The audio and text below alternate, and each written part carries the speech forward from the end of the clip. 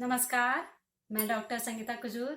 आज मैं आप लोगों के साथ 19वीं सदी के चीनी सामंतवादी व्यवस्था पर चर्चा करने जा रही हूँ।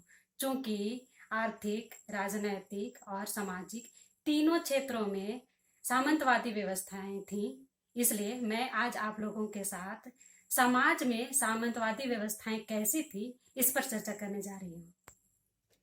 चीनी समाज में तीन वर्ग प्रमुख तौर से थे। उनमें थे संभ्रांत और कुलीन वर्ग, जो राजघराने से संबंधित होते थे या शाही परिवार से संबंधित होते थे। दूसरा वर्ग था नौकरशाही या अधिकारी वर्ग। तीसरा वर्ग था कृषक वर्ग। संभ्रांत या कुलीन वर्ग में भी दो वर्ग थे, गैर सरकारी और सरकारी। गैर सरकारी वर्ग जो लोग थे वो व्यक्तिगत स्वामित्व को वहन करते थे, और जो सरकारी वर्ग के थे वो सामूहिक भू स्वामित्व धारण करते थे। इसके साथ ही नौकरशाही या अधिकारी वर्ग भी सामूहिक भू स्वामित्व रखते थे। व्यक्तिगत स्वामित्व से आगे जाकर जमींदारी प्रथा का विकास हुआ, और इस जमींदारी प्रथा के कारण जमींदार वर्ग उभर कर आया। तीसरा जो वर्ग था कृषक वर्ग, उसमें साधारण वर्ग के लोग थे।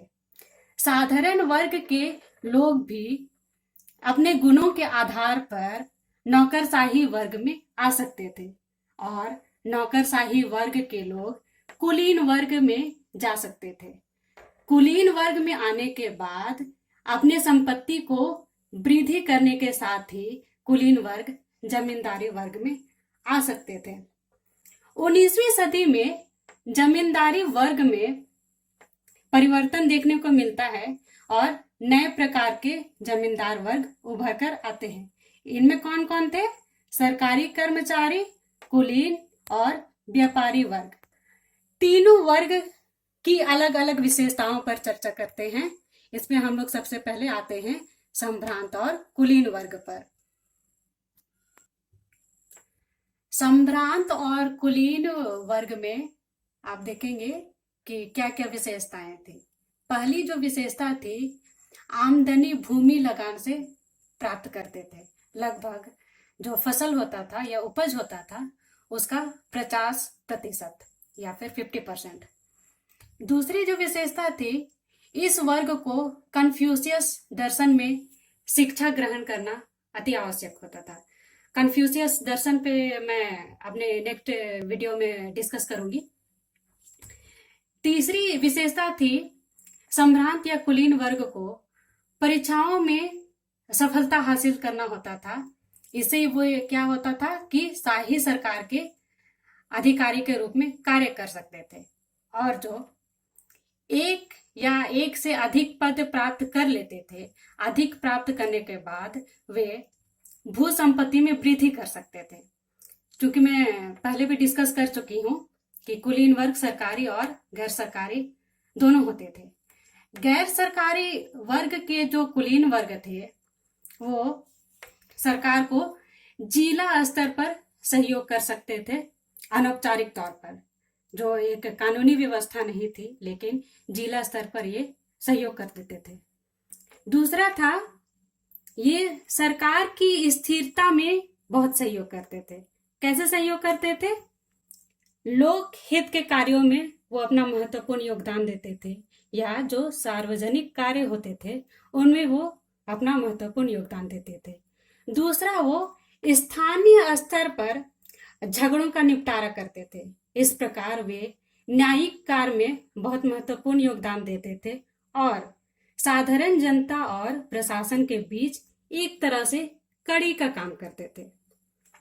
तीसरा जो उनका कार्य था, वो प्रजारक्षक दल के रूप में भी कार्य करते थे, और इस तरह से वे चीन को संकट काल में राजाओं को सहयोग देते थे।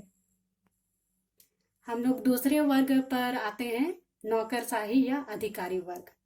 अधिकारी वर्ग का जो चयन होता था वो विशेष कोर ग्रुप के द्वारा होता था, और ये कोर ग्रुप नियम बनाते थे। इसमें सुस्पष्ट नियम क्या क्या थे?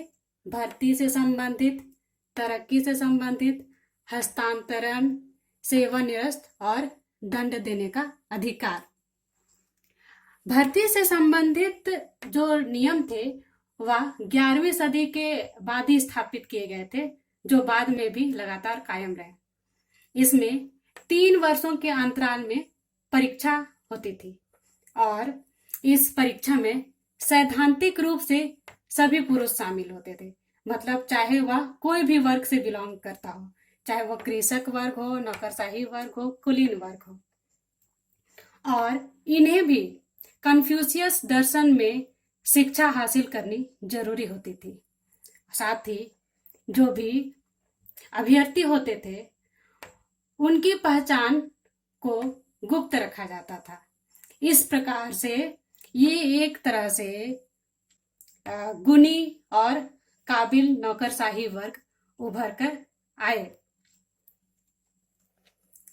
और ये सरकारी संभ्रांत वर्ग में शामिल हो जाते थे और जिला स्तर पर कार्य कर सकते थे।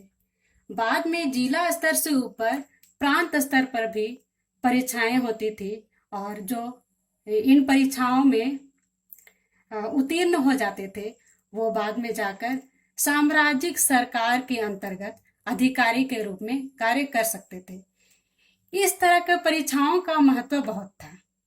इस तरह के परीक्षा होने से बुद्धिमान तथा विद्वान अधिकारी शामिल हो सकते थे।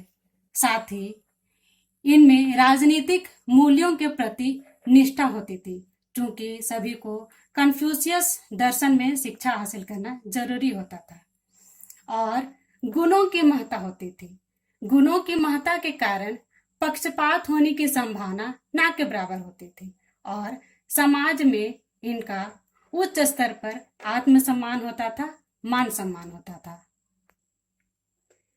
चीनी समाज में जो बहुसंख्यक वर्ग था वह था कृषक वर्ग। इसको समझने के लिए हम लोग चीन के मानचित्र में आते हैं और थोड़ा पीछे जाते हैं।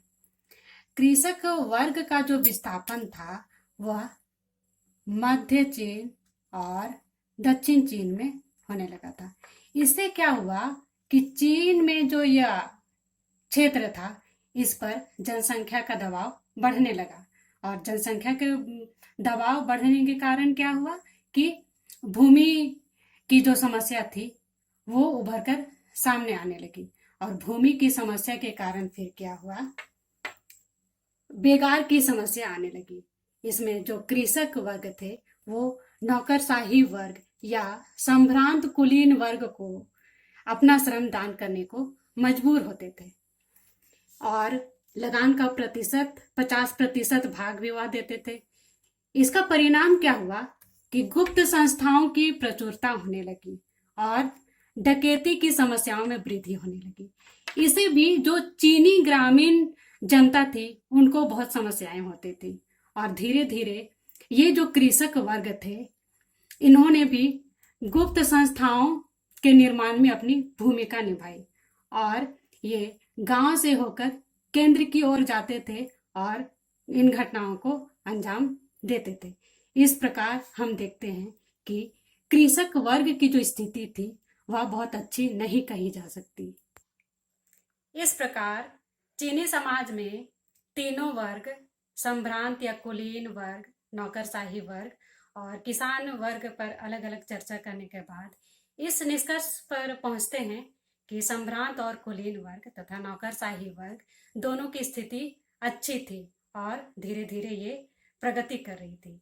लेकिन कृषक वर्ग की जो स्थिति थी वो दयनीय थी और आगे चलकर संभ्रांत और कुलीन वर्ग तथा नौकरशाही वर्ग को 19वीं सदी में बहुत सारी चुनौतियों का सामना करना पड़ा और नौकरशाही वर्ग के अलावा जो कृषक वर्ग था, कृषक वर्ग सत्ता को परिवर्तन करने में अपनी बहुत महत्वपूर्ण भूमिका अदा किया। अपने इस वीडियो में बार बार कन्फ्यूशियस दर्शन का जिक्र किया है। मैं अपने नेक्स्ट वीडियो पे कन्फ्यूशियस दर्शन पर चर्चा करना चाहूँगी। इस प्रकार अगर आप लोगों को मेरा चीनी सामंतवादी व्यवस्था पर जो समाज में जो व्यवस्थाएं थी उस पर यह वीडियो अच्छा लगा होगा तो लाइक ज़रूर दीजिएगा या शेयर ज़रूर कीजिएगा। धन्यवाद।